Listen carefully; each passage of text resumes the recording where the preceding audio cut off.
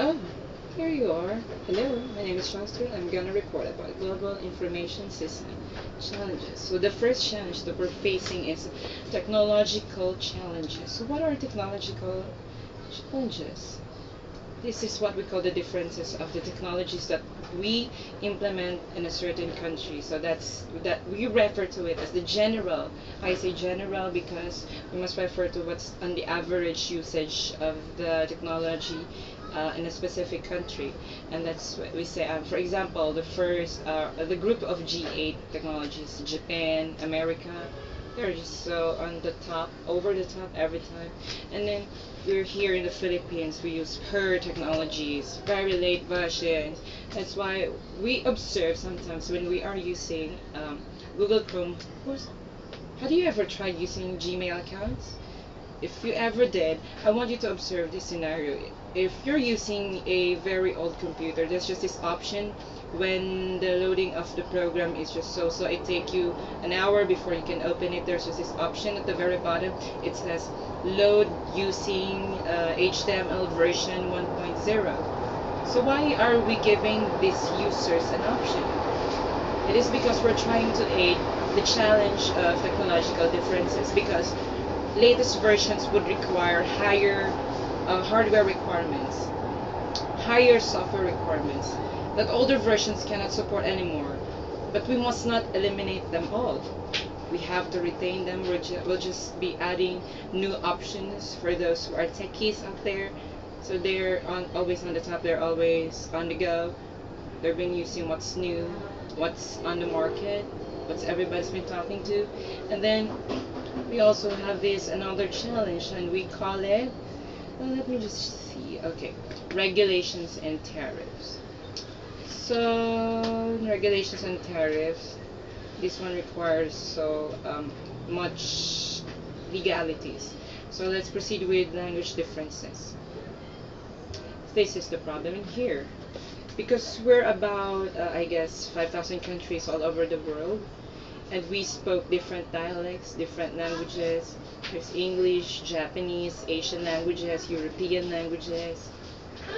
Very broad, very wide choices. And of course, we just can't support every bit of them.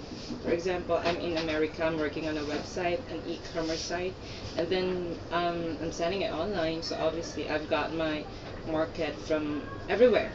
I'm literally everywhere.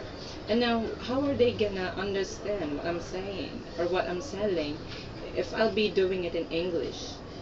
And I'll be having viewers from Japan who speak Nihongo, straight Nihongo. So how are they gonna understand?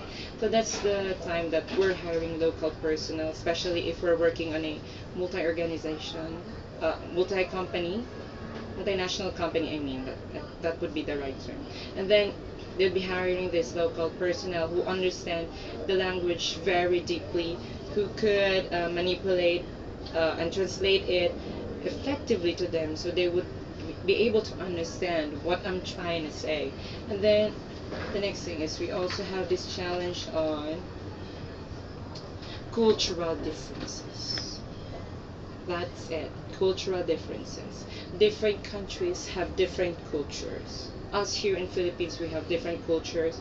We have different cultures from America. That's why every time we go and every time we see American e-commerce side, we always say that, oh my God, how come they're just so liberated?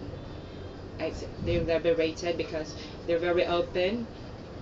They're open to new ideas, to diversities, while us here in the Philippines, we remain conservative. We do not understand what America's trying to say. Pretty much forget about it. We're just getting overreacting. Okay, and now that's what I'm saying. Cultural differences. We have different tastes. What tastes good in Italy might not taste good for me, because I'm a Filipino. It's hard for me to admit it, but I'm Filipino and they're Italian. How I'm gonna like pastas if I haven't tasted them? They taste so bitter, or they're just so insipid. But to them, that's delicious.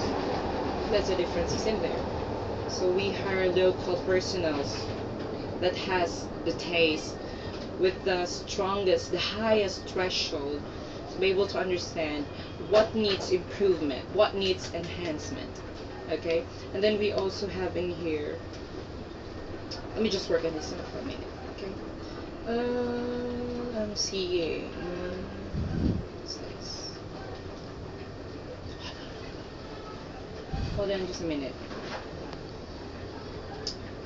Different standards. We do have different standards because before we implement sites, especially e-commerce sites that has copyright laws in it, who are DTI approved, we have different standards.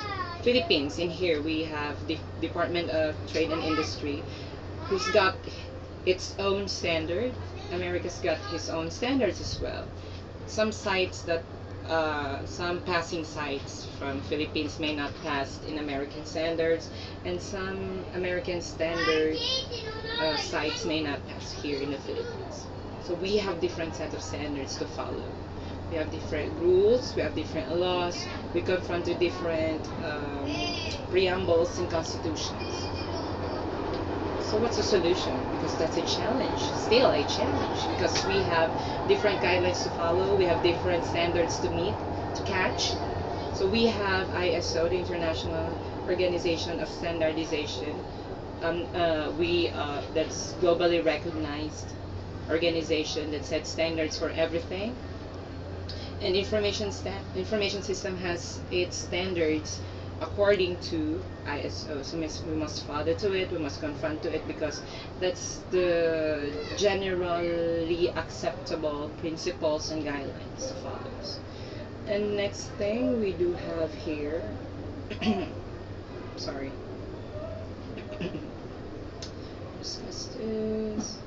discuss this. Anyway, we also speak in here legal proceedings. Are you familiar with the UE? The European Union, EU, I mean, that's EU, European Union. Because last time when I was in third year, I've got this professor from database who discusses EU and how they implement proceedings on databases, because they must be informed first. We have these different steps to follow before information will be divulged, or before the information will be collected, to be gathered, to be manipulated, to be used. And that's a good thing. That's a very good thing actually in Beirut. I like it. And then the last challenge is the different time zones. We're in a globe. It's circular. Here's the sun. The portion, the face of Earth is facing it is morning. The other side is night. So how are we gonna process transactions if we're speaking real-time transactions, especially if that's in internet? We're doing it in cloud computing. Everything's on the cloud, everything's on the freeway. They're just floating in the air. Transactions goes and transactions come. So if I'll be doing my transaction in the morning, and then I'll be ordering it in America, say for example, and that's at night, nobody's at work. So how are they gonna respond to my orders? So that's the time we set multinational companies who has branches here, or they will hire staff that works overnight. And that's all. That's the global challenges, and we have solutions to that challenges. We just have to face it. Thank you. Bye.